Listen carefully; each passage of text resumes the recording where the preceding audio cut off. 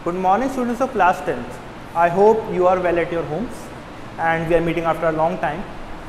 We have completed our 4 chapters overall in the syllabus. That first chapter of your history, civics, geography and economics are complete, and 1 chapter of your geography is also complete. Means there are 2 chapters of geography which are complete and 4 other chapters are complete. So overall there are 5 chapters complete in your whole syllabus. Now today we are going to start your second chapter for your civics, that is political science, and the name of the topic is federalism, right? So we will today have a brief introduction that what do you mean by the term federalism, how federalism plays an important role within the geographical or the political scenario of any country. Okay, so let us discuss about federalism. In the previous chapter of your political science, we have studied about power sharing, that there should be equal distribution of powers between the different forms of government, so that there is no conflict between the different governments, whether it is state government, central government or other governments. In the same scenario, there is a system known as federalism which is introduced by the different countries, and under this system of federalism there is basically power distributed between 2 types of government. One is the regional government and one is the union government, right? Like in India, we know that there are 29 states and there are several union territories also, but all these states have their own governments that are known as the state governments, and all at the center there is a central government which is also known as the union government. तो अभी तक क्या हुआ कि हमारे पास 2 governments हो गए, 2 type की गवर्नमेंट्स हो गई. एक सेंटर के अंदर हो गई जिसको हम लोगों ने कहा सेंट्रल गवर्नमेंट, और एक स्टेट के अंदर हो गई जिसको हम लोगों ने क्या कहा, स्टेट गवर्नमेंट्स, राइट. अब सेंट्रल गवर्नमेंट और स्टेट गवर्नमेंट की पावर्स जो है डिस्ट्रीब्यूटेड है, and the powers distribution is mentioned with in the constitution. Constitution हमको बताता है इंडिया का कि हमारे जो पावर्स हैं वो कैसे डिस्ट्रीब्यूटेड है, राइट. सो एक बात समझिए, हमारे कॉन्स्टिट्यूशन में एक आर्टिकल है, आर्टिकल नंबर 360 एक आर्टिकल है. उसके अंदर एक शेड्यूल है जो 3rd शेड्यूल है, और 3rd शेड्यूल के अंदर जो है लिस्ट दे रखी हैं 3. 3rd शेड्यूल के अंदर 3 लिस्ट दे रखी हैं. एक है आपकी यूनियन लिस्ट, एक है आपकी स्टेट लिस्ट, और एक है आपकी कॉन्करेंट लिस्ट. ठीक है, ये हमारी 3 लिस्ट हैं, यूनियन लिस्ट, स्टेट लिस्ट और कॉन्करेंट लिस्ट.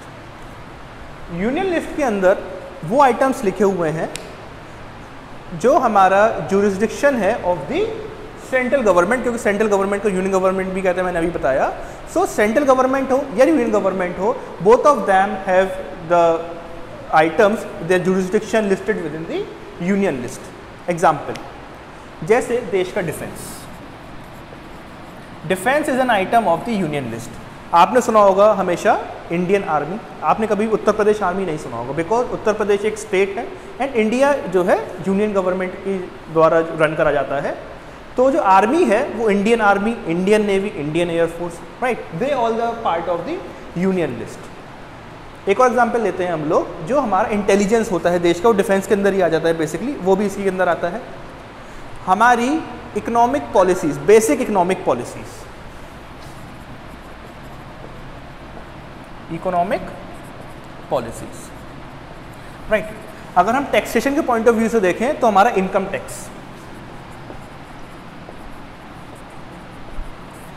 ये सब की सब चीज़ें, या फिर हमारी कस्टम ड्यूटी, ये सब की सब चीज़ें हमारी किस में आती हैं, ये सब हमारा जो है सेंट्रल गवर्नमेंट के पास पावर है, और वो आइटम्स किस में दे रखे हैं, यूनियन लिस्ट के अंदर, right. Means all these things can be used by the central government only, that is the working space for central government. The state government cannot interfere in this. Next is your state list. State list के अंदर क्या आता है? State list के अंदर वो items आते हैं जिसका हमारा जो जुरिस्डिक्शन है वो है हमारा स्टेट गवर्नमेंट के पास, राइट। एग्जाम्पल के तौर पे आप ले सकते हैं our law and order, law and order. Law and order services हमारी जो है स्टेट गवर्नमेंट के अंदर आती हैं। जैसे आपने सुना होगा उत्तर प्रदेश पुलिस, उत्तर प्रदेश की गवर्नमेंट के अंदर आती है, उत्तर प्रदेश की जो स्टेट गवर्नमेंट है। आपने दिल्ली पुलिस सुना होगा, Haryana police, they all are the different polices और different law maintaining bodies of different states, right. लॉ एंड ऑर्डर हो गया हमारा स्टेट के अंदर। एक और होता है हमारा आइटम जिसको हम लोग कहते हैं नेचुरल रिसोर्सेज। नेचुरल रिसोर्सेज भी हमारी क्या होती हैं? नेचुरल रिसोर्सेज भी हमारी स्टेट गवर्नमेंट के अंदर ही आती हैं।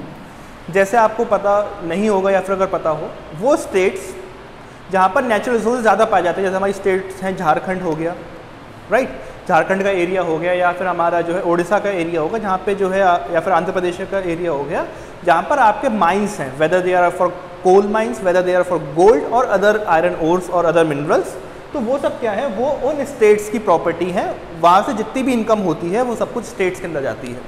अगर टैक्सेशन के पॉइंट ऑफ व्यू से देखें तो हमारा पहले एक सेल्स टैक्स लगता था, वो यहाँ पे आता था। एंटरटेनमेंट टैक्स लगता था, वो यहाँ पे आता था, राइट। सो ये हमारी कुछ स्टेट लिस्ट के आइटम्स थे। Now you might be getting confuse कि सर कॉन्करेंट लिस्ट में क्या आता है। स्टेट लिस्ट में, यूनियन लिस्ट में वो आइटम आते हैं जो यूनियन के अंदर है, स्टेट लिस्ट में वो आइटम आते हैं जो स्टेट के अंदर। और कौन सी गवर्नमेंट है जो कॉन्करेंट लिस्ट के अंदर आता होगा? सो कॉन्करेंट लिस्ट के अंदर क्या है? कॉन्करेंट लिस्ट के अंदर वो आइटम्स आते हैं जो स्टेट और सेंटर, जो स्टेट गवर्नमेंट और सेंट्रल गवर्नमेंट आपस में मिलके काम करते हैं जिन जुरिस्डिक्शन के लिए या जिन वर्किंग स्पेसेस में, तो वो हमारा क्या आता है? Concurrent list. आपको एग्जांपल देता हूं, इसका सबसे अच्छा एग्जांपल है हमारा एजुकेशन।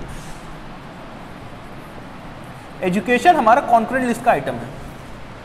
एजुकेशन जो है हमारा कॉन्करेंट लिस्ट का आइटम है। तभी आपने सुना होगा there are some Kendriya Vidyalaya also, means they are run by the central government, जो केंद्रीय विद्यालय होते हैं, एंड देयर आर सम राजकीय विद्यालय also which are run by the state governments, right. Education हमारा कॉन्करेंट लिस्ट का एक आइटम है। एक और आइटम बताते हैं, हमारा हेल्थ। हेल्थ सिस्टम क्या है? कॉन्करेंट लिस्ट का एक आइटम है जिसके अंदर स्टेट गवर्नमेंट और सेंट्रल गवर्नमेंट आपस में मिलकर काम करती है। हमारे पास बड़े बड़े इंस्टीट्यूशंस हैं, आपने सुना होगा एक इंस्टीट्यूशन का नाम AIIMS, all India institute of medical sciences. एक और इंस्टीट्यूशन है हमारा जो हमारे डिस्ट्रिक्ट हॉस्पिटल्स होते हैं, राइट, जो हमारे हॉस्पिटल्स होते हैं डिस्ट्रिक्ट लेवल पर। सो ये वो आइटम है जो कॉन्करेंट लिस्ट के अंदर आते हैं, मतलब वो आइटम्स जिसके ऊपर सेंट्रल गवर्नमेंट और स्टेट गवर्नमेंट दोनों मिलकर काम करती हैं, right. And very important point, एक आइटम हमारी यूनियन लिस्ट के अंदर दे रखा है रेसिड्री का। ये आपका पिछली बार जो है बोर्ड्स में भी आया था, मतलब प्री बोर्ड्स के पेपर में भी बहुत देखा गया था ये वाला क्वेश्चन कि रेसिड्री किसके पास रहता है। मतलब कुछ आइटम ऐसे होते हैं जो सेंट्रल गवर्नमेंट की जो यूनियन लिस्ट है या फिर स्टेट लिस्ट है, कॉन्करेंट लिस्ट है, किसी के अंदर भी नहीं लिखे जाते हैं। सो कॉन्स्टिट्यूशन ने ये राइट दे रखा है सेंट्रल गवर्नमेंट के पास कि अगर कोई ऐसा आइटम आता है जो जुरिस्डिक्शन में नहीं अभी तक सौंपा गया है किसी भी सेंट्रल स्टेट के, तो वो अपने आप सेंट्रल गवर्नमेंट की पावर बन जाती है, जिसको हम लोग रेसिड्री कहते हैं, ठीक है। सो आई होप स्टूडेंट्स आपको अभी तक का फेडरल सिस्टम जो है समझ में आ गया होगा।